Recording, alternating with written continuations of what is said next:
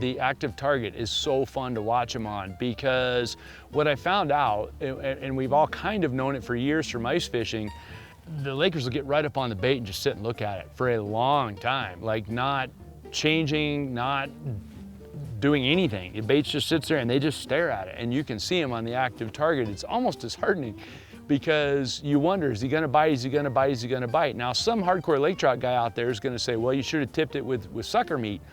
Well, first of all, I don't tip anything with bait. I'm not a bait guy. It's just a personal preference. Don't hate me. You do however you want to do it. I'm not a bait guy. Second of all, this has got power bait in it, molded in. So it smells like it should taste good, and that'll help you out a little bit. And on today's lake trout fishing with the active target, I was able to convince all of them eventually to bite. It took a couple of them 5 minutes or more, but I was able to convince all of them to bite, which makes the argument of me not having to get my hands all smelly with sucker meat. All right, we just saw one right under the front of the boat. I'm dropping the bait down to him. It's almost to the bottom. It's gonna land right in front of him. There it is. Now it's right on him. Here he comes.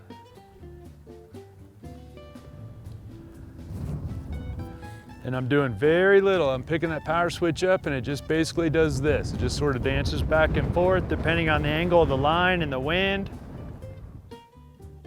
I'm not picking it up, you know, foot off the bottom. I'm just barely picking it up.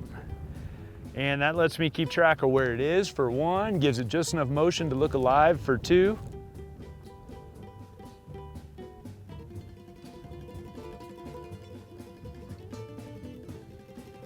And also it's made out of power bait, so it has good smell to it, which is a good sign as well.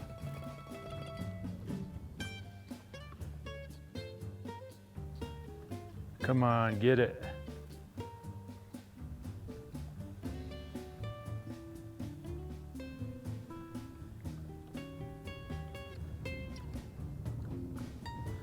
Come on, get it.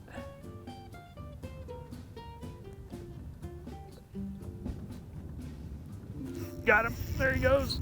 He did get it. It took a while, but finally got him to get it.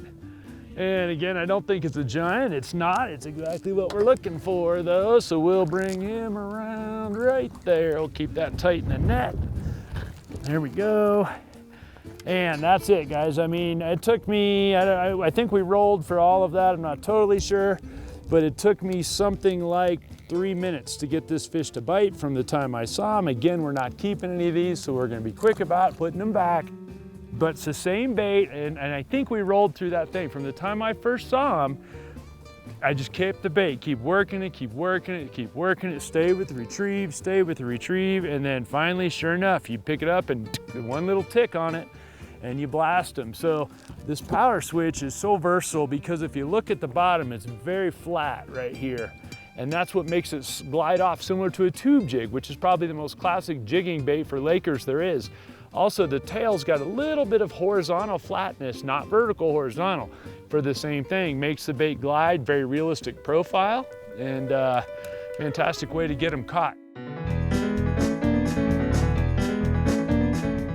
A couple of the fish were very aggressive about how they'd bite. I dropped down on them, get on the bottom, bounce it once or twice, and they were on it right away. And all I basically was doing is working around one particular spot. All these fish came off one spot, because again, I'm just trying to duplicate the bite, the durability, da-da-da-da-da. So I didn't need to go look for a whole bunch of fish. They're right here. And so if I could just keep going around and around and around, basically I located one rock sitting on the bottom on the graph, set a waypoint on it, and then did laps around that rock all morning long. And no matter how it looks, we only filmed that whole bit of lake trout fishing in like 2 hours. So the bite was relatively consistent. It probably took me a half hour to find him in the first place, and then once I found him on the graph, it took maybe 90 minutes to get those fish caught. So I wasn't necessarily dropping to fish I could see, but I was around fish. So I could point the active target around different, and then you'd see a couple here, one over there, one over there. I would drop the bait and they would come to me. And on the day that I showed you with the great big lake trout that we caught, same thing was going on there. I was dropping some of them on fish I could see, but the fish would leave the screen as the boat moves around just a little bit. but they're still in the area, and you keep bouncing that bait just a little bit, setting it on the bottom, you can draw them into you. And that was the case with more of the Lakers I caught this episode, was drawing them to me rather than dropping on individual fish. And there's another one. And that time, guys, I could not find the fish on the graph, but I saw where the rock was that I keep circling around. I found one rock out here and I keep circling that one rock. Easy, buddy, easy, buddy, easy, easy, easy. I'm trying to spare you from all the carnage. There you go. Another perfect lake trout, guys, and that's the kind we're looking for. We're not trying to find big ones. I keep telling you that because every time I put little fish on a TV show, somebody goes, oh God, why didn't you catch any big ones? Well, because I'm here for 2, maybe 2.5 hours, depending on how long that holds out, and I just want to show you how to do it.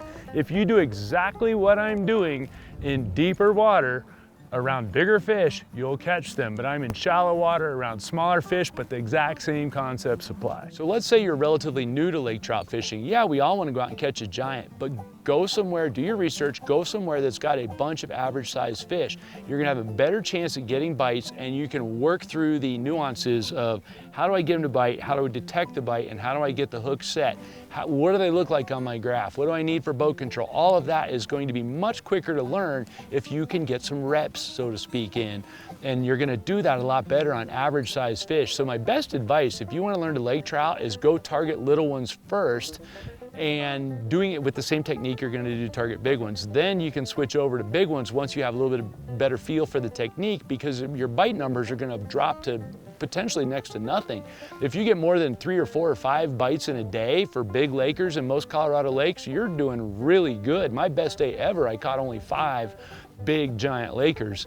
And that was my best day ever in 20 years of trying. So that's not a good place to be practicing your hook sets and all that. You want to do that on average size fish where you catch 20 of them in a day, and then go out and try to extrapolate those skills to bigger ones.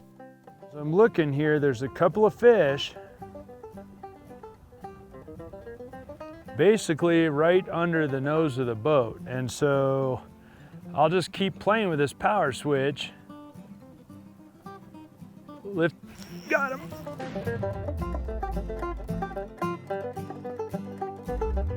Or I may not have to play with it for very long, as the case might be.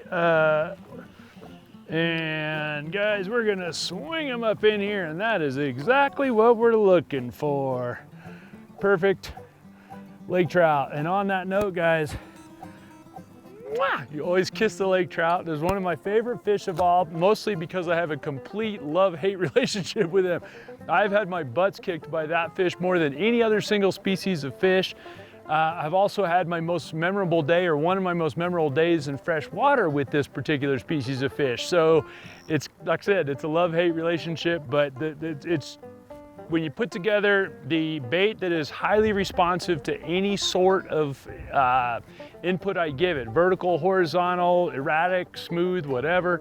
You can even see it spiral on the drop on the active target right here, and it is flat getting bites. I'm using a high visibility X5 braid so I can see the line very well. Got a long leader on there, and it is paying the bills right now.